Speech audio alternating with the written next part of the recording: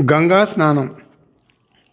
హరిద్వార్లో గంగా స్నానానికి వెళితే అక్కడ చక్కగా ఒక స్నాన ఘట్టం ఉంటుంది.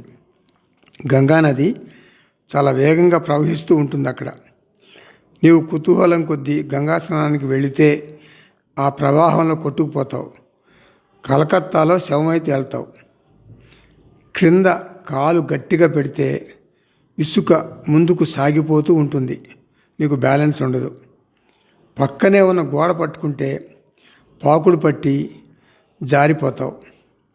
నీకు ఏది ఆధారం కాదు, కొట్టుకుపోవటం ఖాయం గంగలో. అప్పుడు నువ్వేం చేయాలి? పక్కనే ఉన్న ఒక ఇనుప గొలుసును ఒక చేత్తో గట్టిగా పట్టుకుని గంగా స్నానం చేస్తే నీకు భద్రత ఉంటుంది.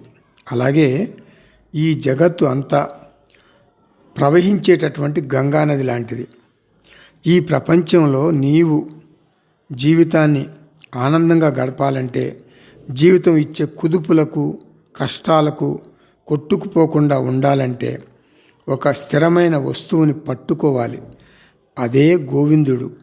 ఇప్పుడు నీ జీవితం ఒక వినోదం, ఒక లీల.